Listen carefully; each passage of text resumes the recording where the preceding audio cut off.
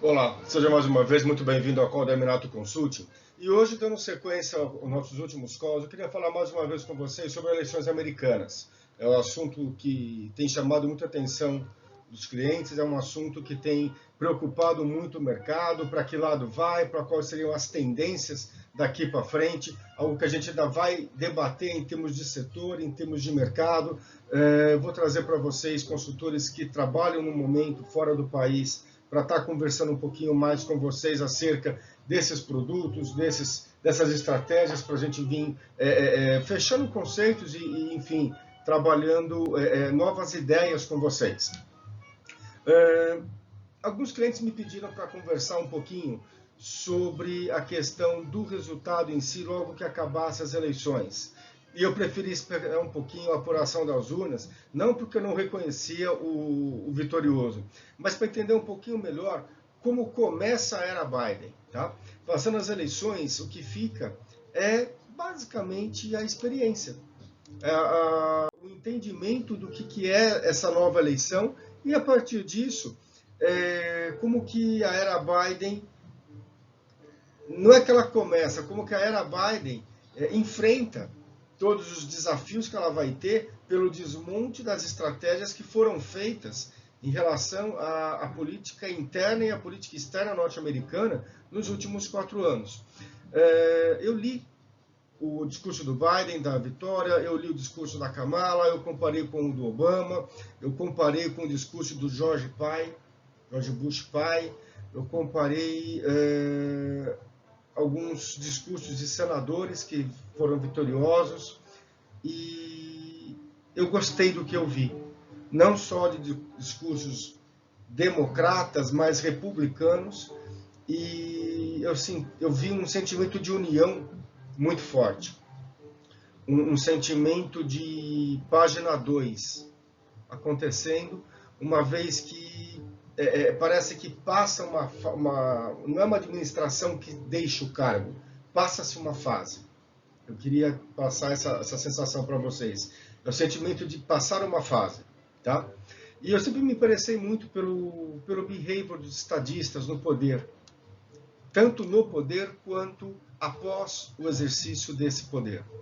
E é interessante porque existem pequenas características que formam um estadista no transcorrer da sua formação enquanto político, no transcorrer do exercício do cargo e no pós-cargo, as dificuldades, as situações que esses estadistas se colocam, né? E é interessante porque eu noto que algumas habilidades elas podem ser compradas. Qualquer um pode comprar aula de etiqueta, de educação, mas ter estilo, ter bom gosto é algo diferente. Você pode observar que poder significa mandar as pessoas, mas liderar é uma característica muito específica e apenas algumas pessoas detêm essa característica. O poder, por natureza, ele seduz pelo glamour, mas um verdadeiro empreendedor, um verdadeiro executivo, um verdadeiro estadista, esse cara é pragmático, ele não se contamina com as firulas desse glamour. O foco dele é outro, o objetivo dele está em outro lugar. Muitos políticos, eles governam com poder, mas muito poucos políticos governam por exemplo, tá? Por empatia, por carisma, e saber se colocar, se refletir no outro, ou melhor, deixar que as necessidades do outro reflitam em você, faz uma total diferença no momento de campanha. E Biden, na sua campanha, ele conseguiu isso com uma natureza muito pessoal, uma situação muito própria, dada a experiência política que ele traz consigo, a experiência de história pessoal que ele traz consigo. E é interessante porque, ao longo da história, muitos governos eles constroem a sua imagem usando simbologias. E isso é bem interessante porque eles nascem provocativos, nascem fortes, geram expectativa na população, no exercício da atividade entregam um pouco em termos de crescimento, de qualidade de vida, de resultado, de reforma, e eles começam a perder força, eles começam a esgarçar essa confiança. Começam a perder respeito e terminam gerando negação. E se vocês forem ver, isso no século XX aconteceu com o ditador, com o imperador, aconteceu com o primeiro-ministro, aconteceu com presidentes. Então, é algo que é um divisor de águas. Se a gente voltar um pouquinho para o discurso desses políticos e observar algumas nuances, isso explica muito como que a eleição se deu. Porque alguns políticos mais populistas trabalham o passado. Então, os heróis, a razão moral, o valor, a família, a força, tudo que se perdeu no passado e que somente somente ele é capaz de reconstruir. Outros políticos, eles provocam uma esperança e apresentam um discurso de coletivo. Eles pregam a importância da união a partir de pontos frágeis e da necessidade em comum. Isso é característico. E o sucesso dessa plataforma que ele propõe será o resultado desse apoio coletivo. Então, eles provocam no sentimento da população a coragem, a ousadia e a necessidade de mudança. E aí, quando você complementa esse tipo de discurso, de ambos os lados, com a linguagem corporal, e começa a observar o cuidado no uso das palavras, na qualidade, na clareza da mensagem, e principalmente na capacidade de sorrir ao eleitor, de ter um tom de voz mais modular, de ter o uso das mãos e do olhar dentro do olho de quem olha, quem assiste o que ele está falando, isso faz toda a diferença. Isso mexe com o imaginário do eleitor. Isso mexe com o emocional do eleitor. E de quem você gosta mais?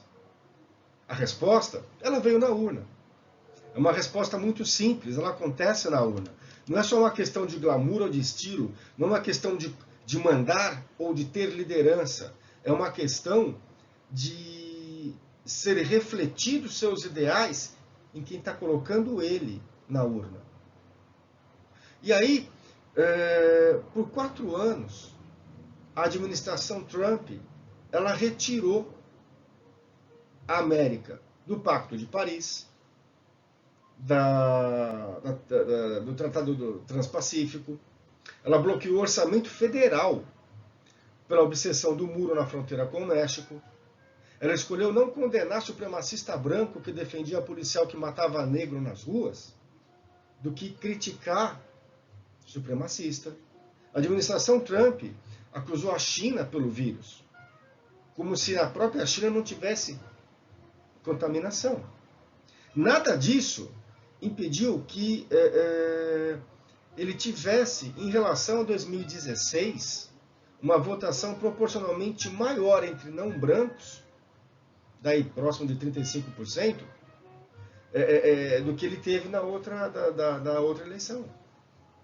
E é interessante porque com todas as condições e problemáticas que a administração Trump trouxe, Trump teve uma resposta muito clara do eleitor. Essa resposta veio por comunidades negras que se viram mais representadas por Biden do que se viam representadas por Hillary há 4 anos atrás, de minorias que se sentiram sufocadas, como George Floyd, por estar num governo conservador não representativo das suas necessidades. Lembre-se do que eu falei, um discurso ele tem 2 significados, na verdade tem 3, o de quem fala e das comunidades que escutam. Há comunidades que concordam, porque foi fulano de tal que falou, e há comunidades que podem concordar ou não a partir da realidade das suas necessidades. Então, um discurso feito por um líder em qualquer lugar do mundo, de qualquer partido, vai ser positivo para um grupo que é representativo dele. E pode ser ou não representativo para qualquer outro, a depender da realidade, da necessidade e das particularidades que esse grupo tem em relação ao meio que ele está inserido. E essas minorias se sentiram sufocadas e se viram representadas na morte de George Floyd. E foi George Floyd que impulsionou muito do movimento antigoverno. Muita gente que saía nas ruas não saía só pelos Vidas Negras Importam. Saía como resposta de um basta, porque não me importa mais esta pressão. Só que eu também tinha imigrantes que se sentiram ameaçados, inferiorizados por um governo federal duro, implacável. De mulheres que viram em Kamala o que não encontraram no orgulho que viram em Hillary. É uma questão de identidade.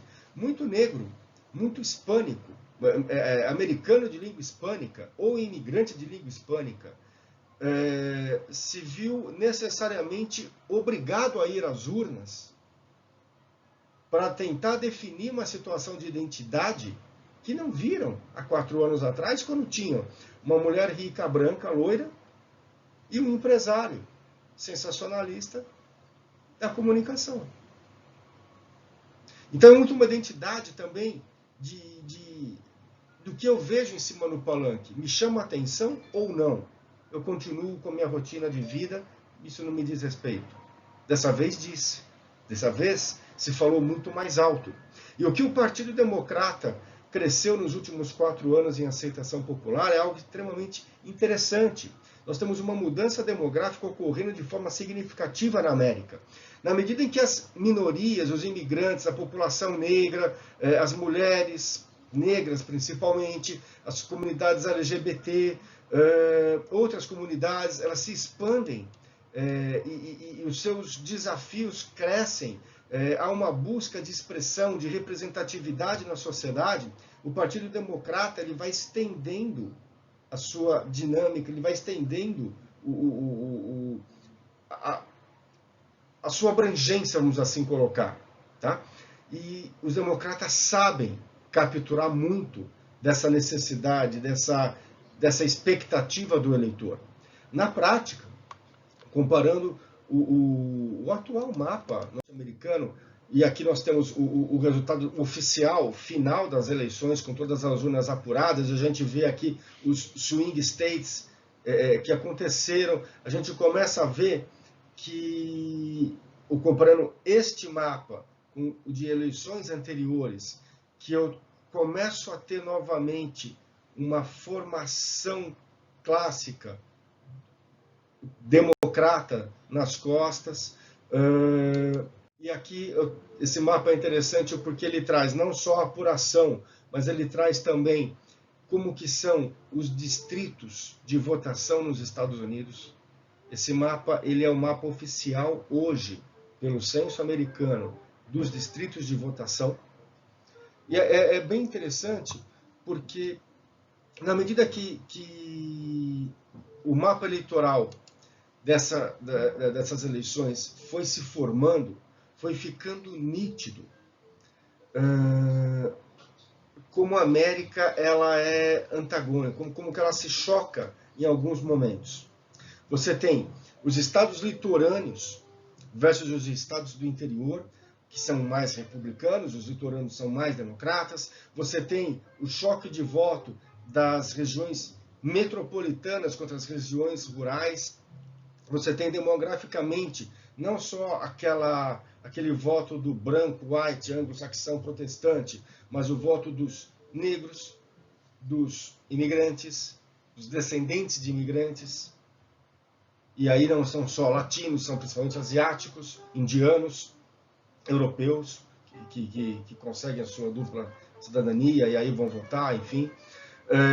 O voto muito da identidade de homens, de mulheres. Você tem desescolaridades alta e baixa, ainda que seja um país de classe média, predominantemente. O voto das comunidades de língua hispânica, especificamente, são muito distintos. e os eleitores no Arizona, em Nevada, no Novo México, eles possuem demandas diferentes de necessidades ou de visão de governo, de Estado, do que um eleitor de língua hispânica que fica no Texas ou na Flórida. O mesmo acontece, em parte, com o perfil de brasileiros. Em parte. Você vai ter brasileiros com um perfil de alinhamento político na Flórida, que não necessariamente você vai encontrar esse mesmo perfil de alinhamento na Califórnia ou em Nova York. E são brasileiros. São brasileiros com o seu green card, são brasileiros na língua, no costume, no hábito, na moda, na alimentação, só que são alinhamentos de ordem política bem distintos. E é interessante porque Trump, ele nunca foi o ideal republicano. E, na minha opinião, Trump sempre foi, mesmo durante o exercício da presidência, uma marca, um produto dele próprio. Tendo feito um bom ou um mau governo, ele conseguiu o máximo de glamour e de exposição do seu produto, ele mesmo, e de tudo que vem dele, no cargo da presidência. Excluindo a teatralidade das acusações de fraude, da ameaça de judicialização. Trump não volta ao poder, na minha opinião, eu vou explicar por quê. Mas Trump consegue se manter num patamar de negociabilidade do nome dele, de exposição ao nome e de tudo que a marca Trump sempre significou. Então, é interessante porque Trump, ele, ainda que perde a eleição, ele ganha como veículo usado pelo Partido Republicano há 4 anos para não permitir que Hillary assumisse. Ele sai da administração mantendo um domínio republicano da base tradicional, que aos poucos vem diminuindo gradativamente, mas ele ainda mantém esse domínio. Ele mobiliza quase 50% da resposta dessa base nas urnas, fisicamente. Ele angaria votos em alguns redutos que eram monopólio democrata. E ele chama a atenção do eleitorado, mesmo no momento de repulsa. E muitos analistas têm escrito que, pela 22ª emenda da Constituição, Trump pode concorrer em 2024, porque ele foi presidente apenas uma administração. Na história da América, a gente já viu isso ocorrer algumas vezes, tá? Teve o Grover, que foi democrata em Cleveland, e o que aconteceu com o Grover? Ele concorreu, e ele ganhou, ele governou, em 1885. Só que ele perde a eleição seguinte para os republicanos. E ele volta 4 anos depois para governar novamente a América por mais um mandato, em 1893. E é por isso que muita gente tem acreditado que Trump volta daqui a 4 anos. Mas acredita em mim, não volta não. Não é uma questão de idade apenas. Mas a presidência dos Estados Unidos não é uma questão de filme de Exterminador do Futuro, que eu vou voltar depois. Quando um político sai do governo, obrigatoriamente ele deixa um legado. E o legado do Trump, tentando prover a América grande novamente, não aconteceu. A população não gostou. O colégio eleitoral testou e também não se identificou. E os próprios republicanos, embora tenham visto no Trump um instrumento para evitar que Hillary tivesse ascensão, também não se identificaram com a figura de Trump, porque Trump nunca foi um político, foi um veículo. Ah, mas você fala do trumpismo. Sim, o trumpismo não é uma forma de governo. O trumpismo é um nome mais icônico para se comentar, para se analisar populismo. E populismo sempre houve, não só na América, mas principalmente na América Latina, no Sudeste Asiático, na Europa Central. Então, o Trump, ele magnetiza um pouco dessas vertentes em si. Por isso que é um fato ainda que a gente vai discutir, mas é um fato muito esquisito no momento que a sociedade tem mais clareza, tem mais esclarecimento, tem mais acesso à tecnologia, à leitura, à informação, ela, psicologicamente, em termos políticos, ela em algum momento volta para dentro. Ela volta no tempo. Ela se fecha num populismo de promessa. E no caso da América, a gente tem, se a gente for olhar, já que a gente está falando de reeleição ou não, a gente tem sim a formação de dinastias políticas. Em 1825, você tem a família de John Quincy. Em 1841, a família Harrison, cujo o presidente William, em 1841, se não me engano, ele abre a porta para que o neto dele, o Benjamin Harrison, derrotasse justamente Grover Cleveland, em 1888. Nos anos 60, você teve uma larga dinastia dos Kennedys, que ainda hoje é um nome forte na política americana, é um nome representativo. Nos anos 90, você teve Bill Clinton, que foi presidente e tentou emplacar a mulher há 4 anos atrás como presidente. Nos anos 90 ainda, você teve a família Bush, com Bush pai, que abre a porta e os caminhos políticos, não só para o Bush filho vir a ser presidente, mas para o Jeb enquanto governador na Flórida. E há um elo que liga os nomes dentro de uma dinastia política. E esse nome é a construção de um programa bem-sucedido de governo. Programas que governam, que constroem de forma significativa na memória da população. Essa construção de memória significativa, a administração Trump não deixou. Então, é por isso que Trump não volta. Legado é algo que se constrói a partir do progresso de uma nação. E é isso que a administração Trump não conseguiu gerar. A administração Trump não se preocupou em concretar. Ela se seduziu pelo glamour do cargo e pela força do exercício do poder, que vinha tanto pelo dinheiro, pelo poder militar e pela expressão que o país tem globalmente, e Trump relaxou. Porque o foco não era governar. O foco era que ele continuasse, enquanto pessoa, a brilhar no ponto que ele sempre quis estar. De atenção, de foco, de respeito, de informação. Não houve a condução de Estado por parte de um estadista. Um estadista, ele tem um outro tipo de vínculo com o poder que o cargo leva. E o resultado das eleições, ele deixa muitos órfãos republicanos preparando aí a ideia de que Trump Jr. poderia vir a ser presidente em 2024. E eu, particularmente, duvido dessa expressão.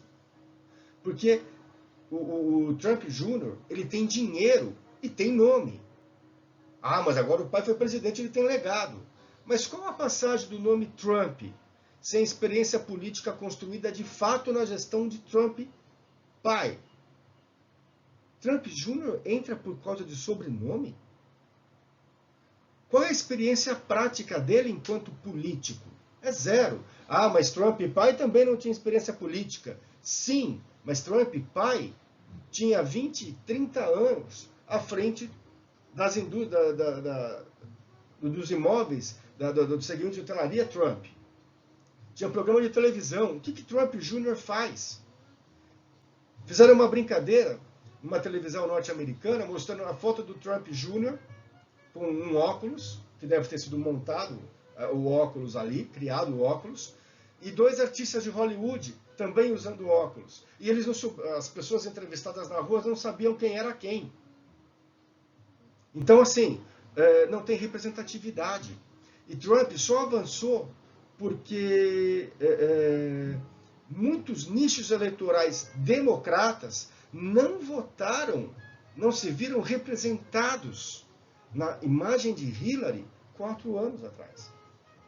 Então, assim, A eleição não é mandatória, não é obrigada, o eleitor vota se quer. Muito eleitor não se viu olhando para um americano rico, branco, uma mulher rica, branca. Muito eleitor latino e negro, muitas mulheres, não se viram representadas. Elas preferiram não ir às urnas, essas pessoas. Trump avançou no colégio eleitoral e avançou num discurso que era nostálgico, era um discurso para trás, fazer de novo, fazer o que foi, e não continuar brigando e disputando espaço para frente. São discursos diferentes. E as pessoas não se viram representadas, porque as pessoas se seduzem pela esperança, não pela história. As pessoas gostam de ouvir histórias, mas se espelham na esperança. Buscam dias melhores e não lembranças boas. E é nesse discurso que Trump avança. Hillary ganha no voto popular, mas se você for ver as eleições como elas se dão numa base muito menor do eleitor democrata do que foi agora, do que foi Barack Obama. Por um discurso de esperança, mas por um discurso de identificação de minorias. E esse discurso de esperança e de identificação, o democrata não tem de uma forma tão forte. Muito menos Trump Jr. Pode ter nome, pode ter dinheiro, pode ter tido um pai que foi, mas o que ele traz? Não traz. Já o estilo de política, esse sim, pode surpreender o futuro da América.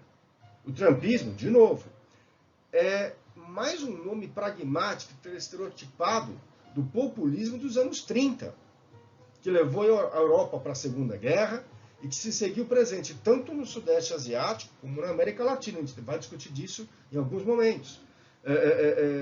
E isso levou a experiências trágicas, esse populismo, nos anos 60.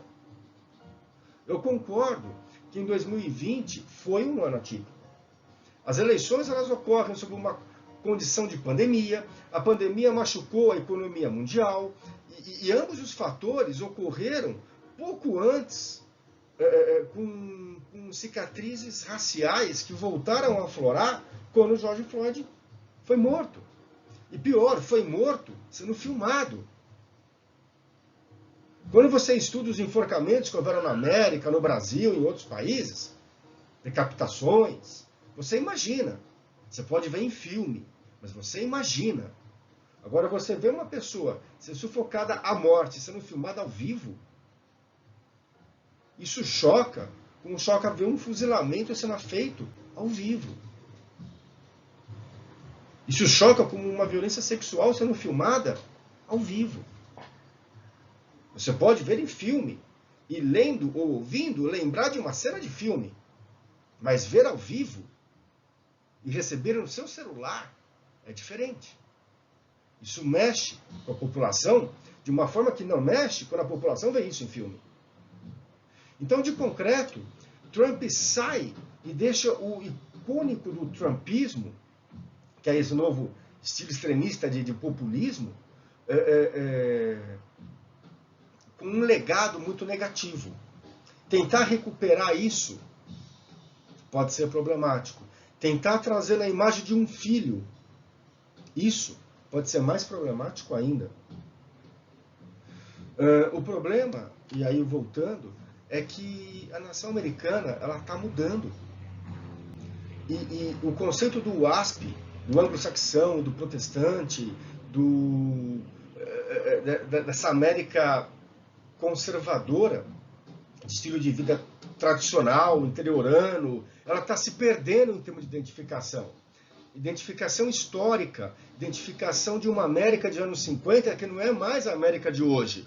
A América de hoje ela é composta por comunidades afro-americanas, comunidades de imigrantes latinos, asiáticos, árabes, judeus, filhos desses imigrantes que são nascidos em solo americano e que também têm direito a uma série de condições que os seus pais não tiveram, tem as comunidades LGBTI, tem todas as comunidades que buscam interesse e representação própria, expressão própria, e candidatos que falem por elas, defendam os seus interesses. Na prática, a democracia americana, para 2050, ela aponta para uma América muito mais mestiça do que foi em 1950. E criar um link, essa mensagem com o eleitor, essa comunicação, é algo que o democrata faz com primazia e que o republicano está tentando bater cabeça. E na tentativa de se bater cabeça nessa face mais mestiça que a América vai se expandindo e vai se transformando, ela já está comum na música, na moda, no cinema, na língua, na literatura, no telejornal, na política. O desejo de briga de Trump na Suprema Corte não está sendo defendido nem pelo Partido Republicano. Até porque Trump, de novo, não representa o ideal republicano. E essa experiência democrata que a gente vive nesses últimos dias deve levar o Partido Republicano a um racha nas próximas 2 décadas.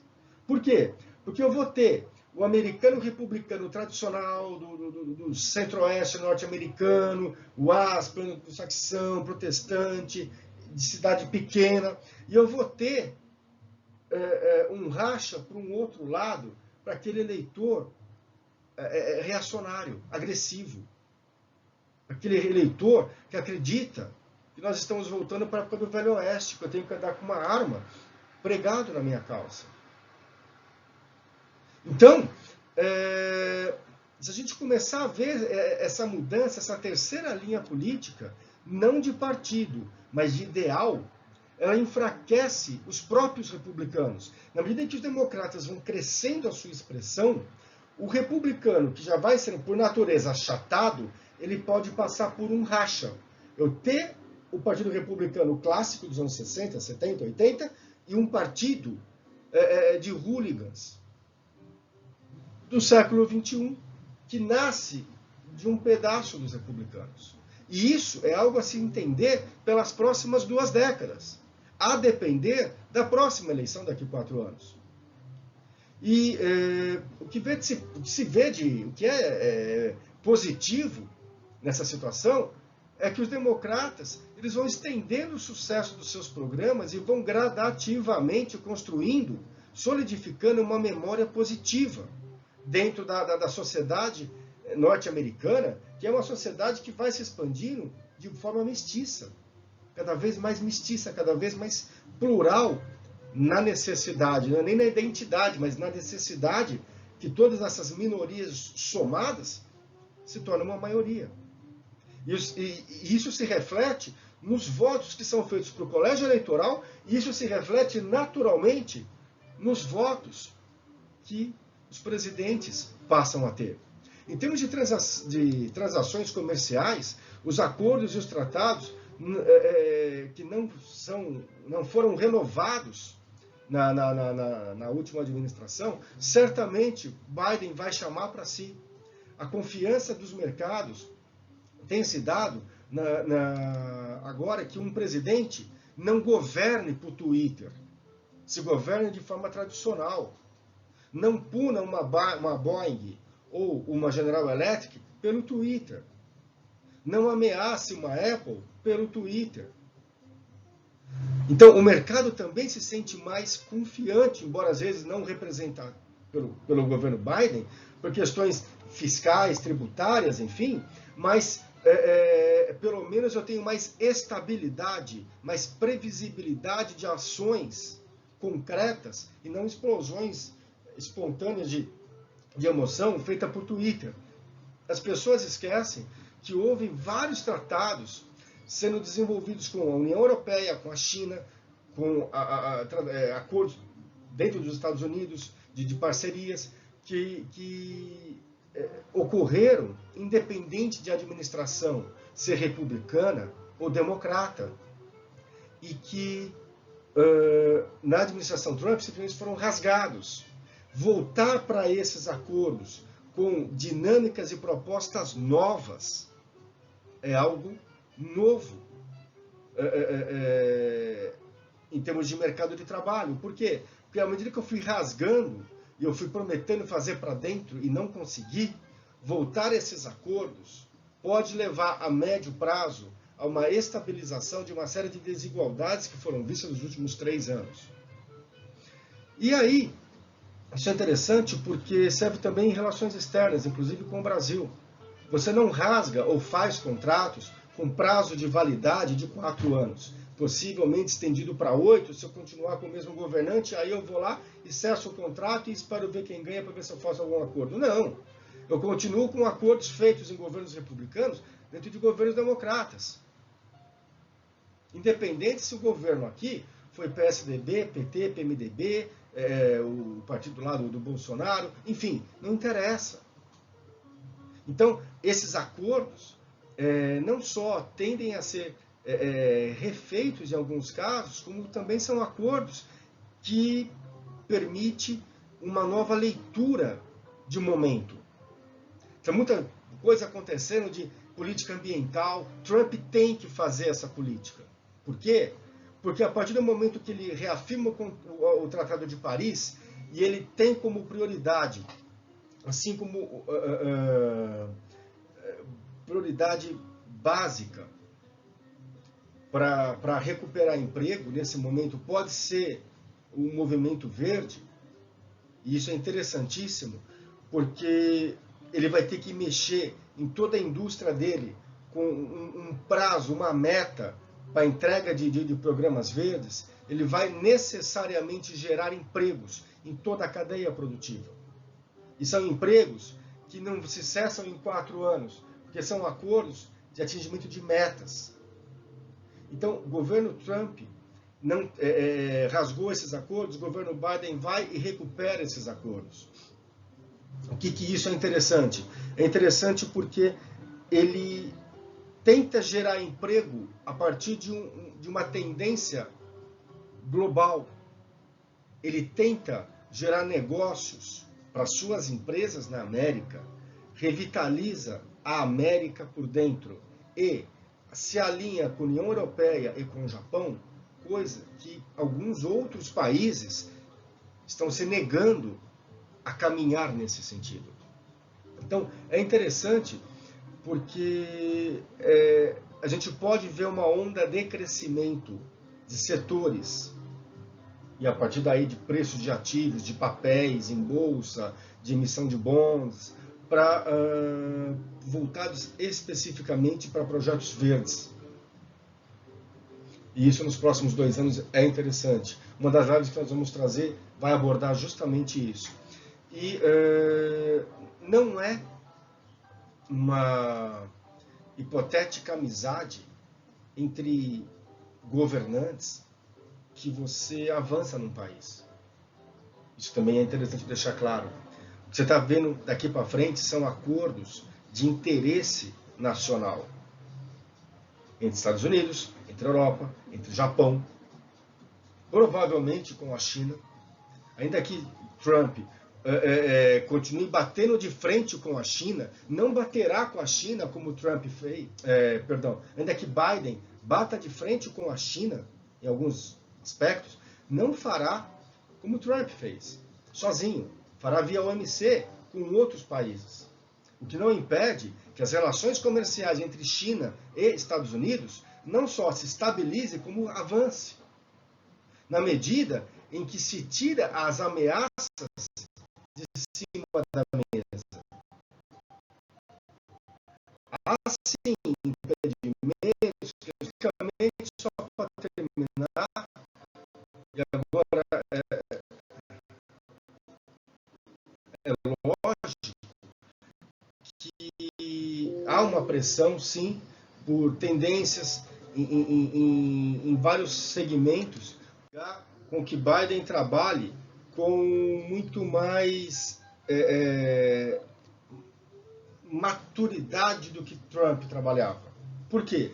Porque são projetos a serem discutidos em Senado, em Congresso, que não necessariamente estão trazendo o carimbo do partido ou do nome do presidente, mas está trazendo uma coerência, uma necessidade de nação que pode levar, sim, muitos senadores e muitos congressistas republicanos a votarem a favor.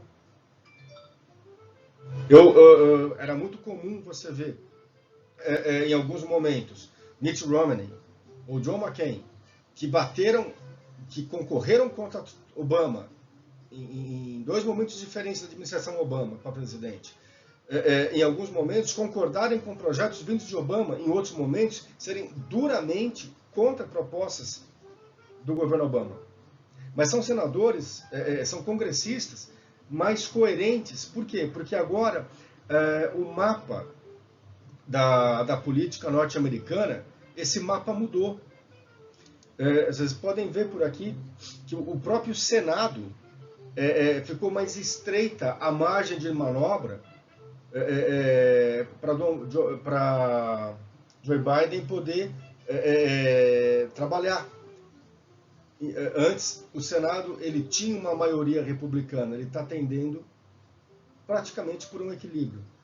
Lembrando que Kamala Harris passa a ser o presidente do Senado com 2 votos. E no caso do Congresso, se perdeu espaço. Esse Congresso também fechou. Era um Congresso de maioria democrata e esse espaço também se fechou. Então eu trabalho agora com o Congresso e com o Senado muito mais necessariamente coerente. Então isso obriga que as propostas que sejam analisadas e votadas e debatidas tragam definitivamente a visão de América, a visão de necessidade popular, a visão de interesse nacional. De fato, questões que são muito mais críticas na área ambiental, na área social, do que fazer um muro na fronteira, corroendo o orçamento público. Então, qualquer debate que se julgue daqui para frente, necessariamente vai obrigar a maturidade de quem está lá. E aí, é lógico, vai haver uma pressão por tendências de setor climático, porque isso é uma bandeira que Biden vai levar, vai envolver nações, vai envolver empresas, vai envolver empregos.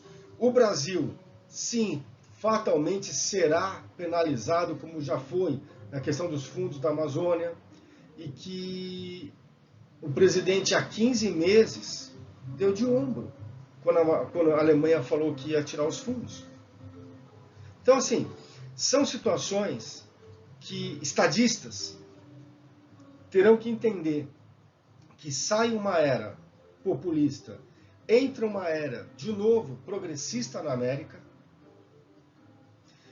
Esta era progressista recupera novamente acordos e tratados deixados para trás pelo populismo.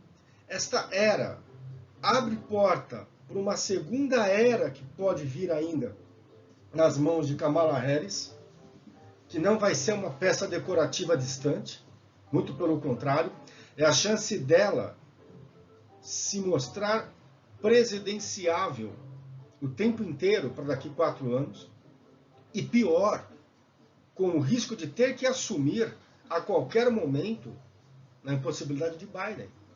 Questões de saúde, médicas, de morte, enfim. É uma mudança, é uma segunda porta que se abre em termos de acordos, não só de clima, mas em termos de tendências de emprego, geração de renda e geração de negócios com o resto do mundo e do resto do mundo com a América. E quem não conseguir, não se adaptar, não conseguir ter essa leitura, necessariamente ficará para trás, em termos políticos, em termos econômicos e em termos de relações internacionais.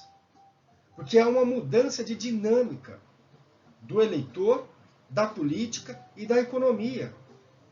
A partir de uma mudança de dinâmica que houve, agravada de uma forma única por uma pandemia. Então é um mundo não em constante modernização, em constante ebulição. É um mundo de impacto. Houve um impacto nessas áreas. E quando você choca ideias e projetos e problemas e questões sociais e reformas. Desse choque, você cria algo novo.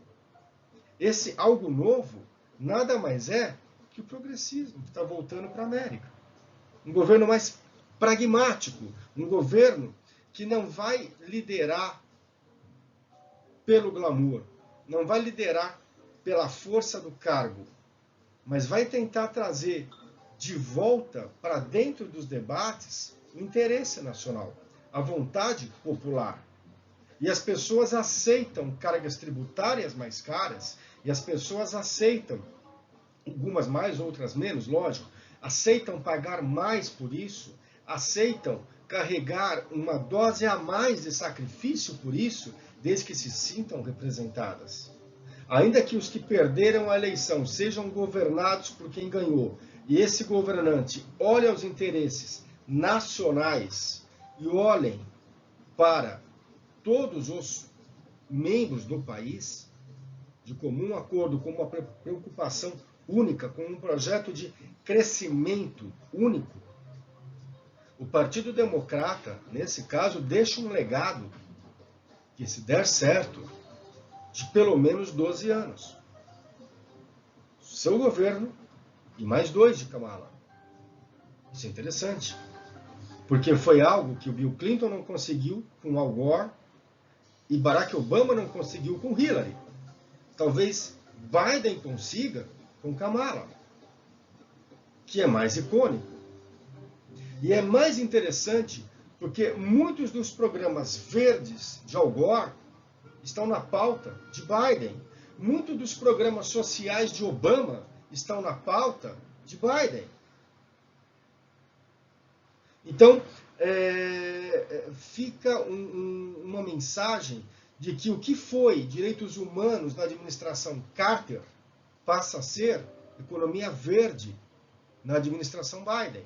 E não é porque Biden é uma pessoa que ama a natureza, porque os democratas viram o poder e a vantagem de se mudar essa matriz. E é uma mudança de matriz de meio século. Bem-vindo, Mr. Presidente. E eu aguardo vocês na nossa próxima live.